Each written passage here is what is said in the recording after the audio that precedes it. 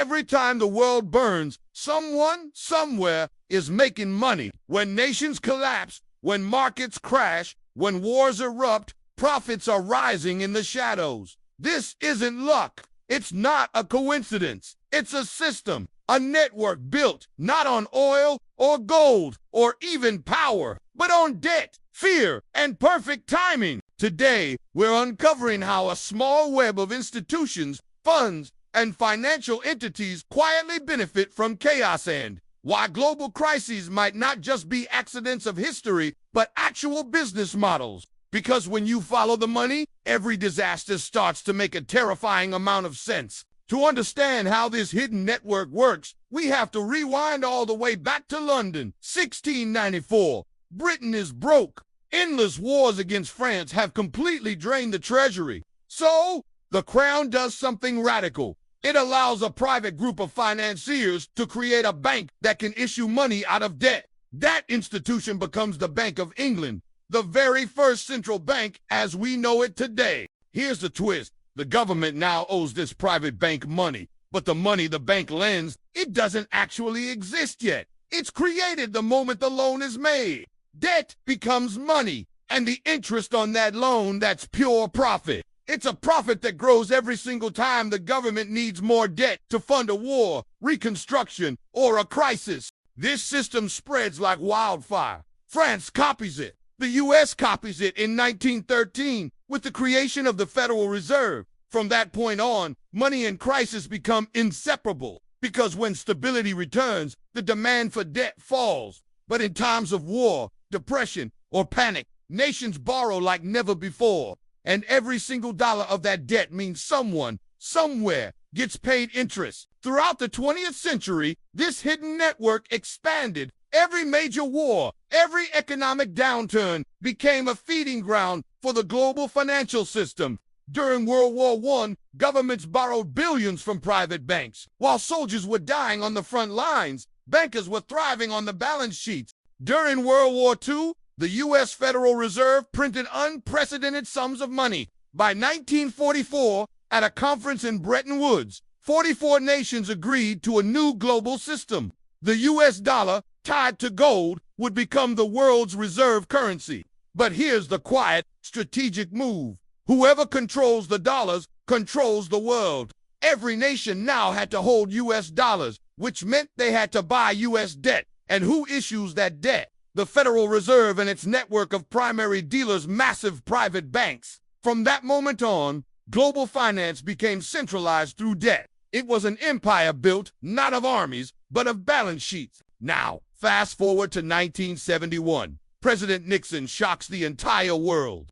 He announces that the U.S. is cutting the dollars linked to gold. For the first time in modern history, money has no physical anchor. It's no longer backed by precious metal, only by trust and by debt. Here's what most people don't realize. This single move unleashed infinite money creation. Governments could now print and borrow endlessly, and private banks could create loans and therefore money out of thin air. The hidden network no longer just profited from crisis. It now needed crisis to survive, because without a constant demand for new debt, the entire system would freeze. This was the dawn of financialization, the era when money itself becomes the product. Every market crash became an opportunity to reset, to inject liquidity, and to bail out the banks that were too big to fail. And every single bailout was just more money created from debt, cycling right back to the same institutions that caused the collapse in the first place. Let's look at what happened next. In the 1980s, the third world debt crisis hit. Dozens of developing nations defaulted on their loans.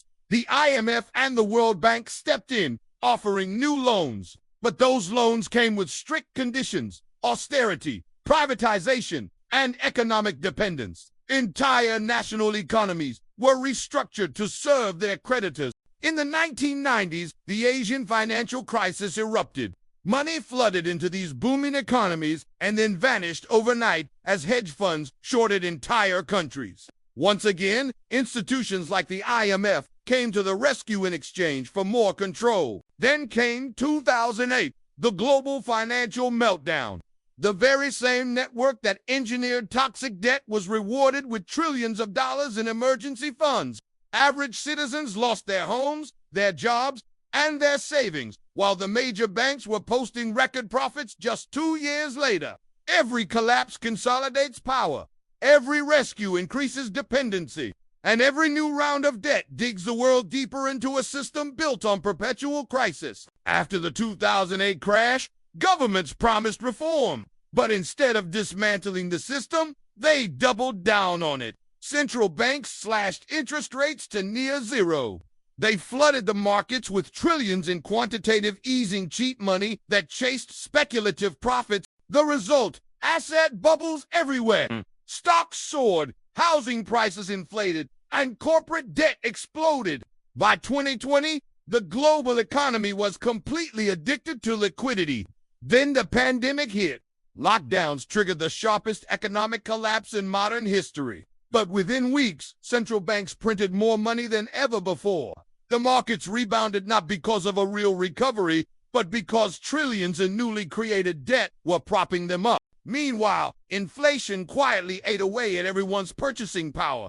The wealth gap widened faster than at any point in recorded history. Once again, crisis became profit. And through it all, the same entities, global investment firms, central banks, and international lenders gained more influence over policy, currencies, and governments than ever before. If this all sounds familiar, it's because the pattern has never stopped. When Europe faced an energy crisis, financial traders made billions speculating on energy futures. When inflation hit the globe, central banks raised interest rates, triggering new waves of debt defaults and corporate bankruptcies. When wars break out, defense stocks soar, debt issuance spikes, and global money shifts towards safe assets like U.S. Treasury bonds. Every event from pandemics to wars to recessions triggers a predictable financial response that funnels profit toward the same network. According to recent IMF data, global debt now exceeds $315 trillion.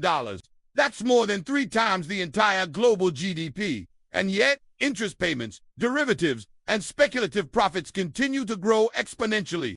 It's a self-feeding system, one that only thrives when instability keeps the world borrowing. So the question isn't who causes the crisis, but rather who depends on it. Let's be clear, this isn't about a handful of villains meeting in a dark room. It's a structure. You have central banks creating the liquidity. You have governments issuing the debt. You have investment funds trading the volatility. You have rating agencies shaping perception. And you have global institutions enforcing the rules. Each part of this structure believes it's acting rationally. But together, they create a world economy that profits most when people suffer most. It's not a conspiracy of intent. It's a conspiracy of incentives. And those incentives were baked into the system over centuries, from the first war loans of the 1600s to the digital debt markets of today. So, here are 3 key takeaways from all this. First, crises are not failures of the system. They are features of it. The financial world resets itself through destruction, with each collapse paving the way for a new cycle of debt. Second, debt has replaced productivity as the world's main economic engine. Governments, corporations, and citizens are all trapped in a game where survival means borrowing more tomorrow just to pay for today. And third, real control doesn't lie in politics or policy. It lies in liquidity. Whoever decides when and where the money flows is the one who decides who thrives and who falls. As history shows us time and again, systems built on exponential debt and crisis eventually reach a breaking point. You can't print trust forever. You can't monetize fear indefinitely. Somewhere down the line, the illusion cracks. And when it does, the reset won't come from a central bank. It will come from reality itself. But understanding this hidden network, seeing its logic, its incentives, and its history's the first step to stepping outside of it. Because once you see the strings, you can finally stop dancing to their tune. If you found this story revealing, subscribe for more deep dives into the history behind money, power, and the systems shaping your life. Leave a comment below. Do you think the next crisis is already being engineered, or are we just trapped in the same repeating cycle? Either way, remember this. In an economy of fear, awareness is the only form of wealth they can't devalue. Thanks for watching.